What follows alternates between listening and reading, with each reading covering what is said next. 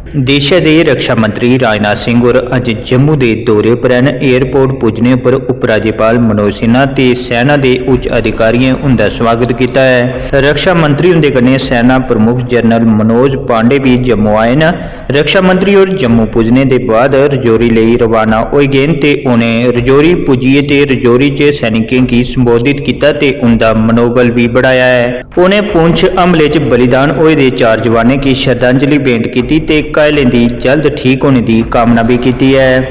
रजौरी सैनिकों की संबोधित करते हुए आख्या कि साड़ा हर एक सैनिक परिवार के सदस्य के समान है। उनके उपर अगर कोई भी नजर रखग तो कदे भी बर्दाश्त नहीं किया जाएगा। रक्षा मंत्री ने सैनिकों की बहादुरी की सराहना करते हुए आख्या कि असें गी पूरा विश्वास है अपनी सेना के उपर कि वो जल्द जम्मू कश्मीर की धरती उपर आतंकवाद का सफाया करग। आख्या कि जम्मू कश्मीर च आतंकवाद खत्म होना चाहिए है। उन्हें आख्या कि मिकी पूरा विश्वास है कि सेना हर चुनौती के उपर जीत हासिल करग। ये कन्ने कन्ने तुसें गी लोकें दे दिल भी जीतने होंगन। आओ देखने हैं राजनाथ सिंह ने अपनी स्पीच और क्या आख्या है। हम सब के लिए भी सबसे दुखद घटना यह रही है कि हमारे 4 जवान यहां शहीद हुए।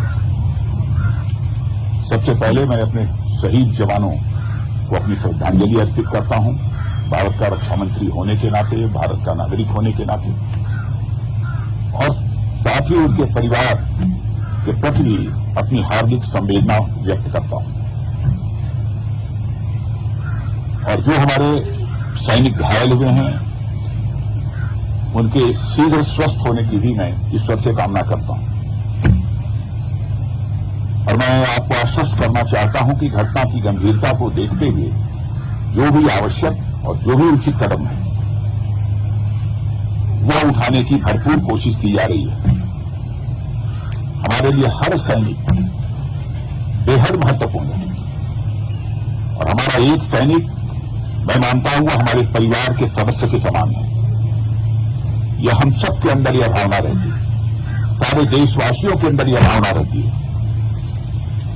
और आपके ऊपर कोई नजर डाले तो सचमुच यह हम सबको कतई बर्दाश्त नहीं है। मैं आपको यह विश्वास दिलाना चाहता हूं। इस प्रकार की घटनाओं को रोकने में सिक्योरिटी और इंटेलिजेंस एजेंसी दोनों ही महत्वपूर्ण भूमिका निभाते हैं और लगातार उनके द्वारा भी यह प्रयत्न जारी है यह उनकी यह भूमिका और भविष्य में ज्यादा इफेक्टिव हो।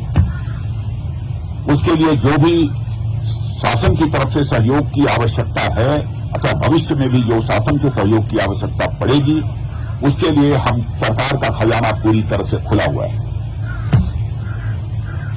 लेकिन मैं यह भी मानता हूं कि इस प्रकार की घटनाओं को टेकन फॉर ग्रांटेड नहीं लिया जा सकता है। हमें और सजग रहने की आवश्यकता है। मैं जानता हूं आप सब सजग रहते हैं, लेकिन मैं मानता हूं कि और अधिक सजग रहने की आवश्यकता है। और जिस तरीके से आप सब काम कर रहे हैं उसके प्रति मैं कहना चाहूंगा सभी के प्रति हम सबका एक कृतज्ञता का भाव है। और साथ ही जिस शौर्य और पराक्रम का आप परिचय देते हैं उसके कारण हम सबको एक गौरव की भी अनुभूति आप सबके कारण होती है। और मातृभूमि की सेवा में जो भी आपका बलिदान है, जो भी आपके एफर्ट्स हैं, जो आपकी कोशिश है, उसकी किसी भी सूरत में किसी भी चीज से तुलना नहीं की जा सकती। मैं उसे कहना चाहूंगा कि वह अपने में अनपैरेलल है और इसकी कोई कीमत भी नहीं चुकाई जा सकती। कोई हमारा सैनिक शहीद हो जाता है, भले ही कुछ कंपनसेशन दे दें, लेकिन वह कंपनसेशन के द्वारा उसको कंपनसेट नहीं किया जाता। वो क्षति जो होती है कभी पूरी नहीं की जा सकती। मैं आपको विश्वास दिलाना चाहता हूं कि सरकार का जहां तक प्रश्न है सरकार आप लोगों के साथ खड़ी है और हम आपके वेलफेयर को, आपके कल्याण को, आपकी सुविधा को बराबर हम लोग टॉप प्रायोरिटी पर रखते हैं। जो कुछ भी जानकारी हम लोगों की दी जाती है उस आधार पर हम कदम उठाने की कोशिश करते हैं। आप सबका अनुशासन, आप सबका समर्पण और अपने कर्तव्य के प्रति जो आपकी प्रतिबद्धता है उसके हम सभी लोग कायल हैं। यह भी मैं आपको जानकारी देना चाहता हूं। और साथियों मैं आपको बताना चाहता हूं कि भारतीय सेना सारी दुनिया में कोई साधारण सेना के रूप में नहीं मानी जाती। लोग यह मानते हैं कि भारतीय सेना जैसी पहले की उससे कहीं अधिक अब ताकतवर हो गई है और साथ ही भारतीय सेना पहले के कंपैरिजन में काफी वेल इक्विप्ड हो गई है। आप सभी इस देश के रक्षक हैं। देश की रक्षा के साथ साथ मैं आप लोगों से विशेष आग्रह करना चाहता हूं, देश की रक्षा की जिम्मेदारी आप लोगों के ऊपर है, लेकिन इस देश की रक्षा के साथ साथ अपने देशवासियों का दिल जीतना यह भी आपके लिए बहुत बड़ी जिम्मेदारी आपके कंधों के ऊपर है। मैं जानता हूं यह सब दृष्टि से भी आप लोग अपनी तरफ से प्रयत्न करते रहते हैं, लेकिन हो सकता है कि कभी चूक होती है, प्रयत्न नहीं होना चाहिए। इस प्रकार की चूक न होने पाए जिससे कोई भारतवासी आहत हो। जिस देश की आप सेवा कर रहे हैं उस देश के लोगों के साथ भी सक्रिय रूप से जुड़े हैं, उनका विश्वास आप प्राप्त करें, समझ को बढ़ावा दें और उसमें आप महत्वपूर्ण भूमिका आप निभा सकते हैं और आप निभाते भी हैं, लेकिन उसे और अधिक गंभीरतापूर्वक निभाने की आवश्यकता है। मैं यह मानता हूं समय समय पर उनके बीच जाकर देशवासियों के साथ उनका कुशल क्षेम पूछना,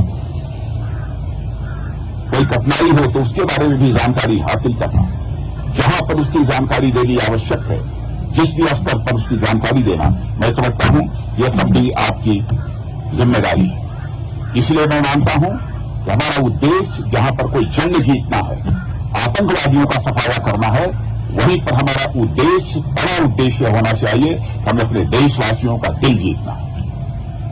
हम युद्ध भी जीतेंगे, हम किसी प्रकार की जंग भी जीतेंगे, हम आतंकवादियों का भी सफाया करेंगे, लेकिन साथ ही साथ देशवासियों का हमें दिल भी जीतना है।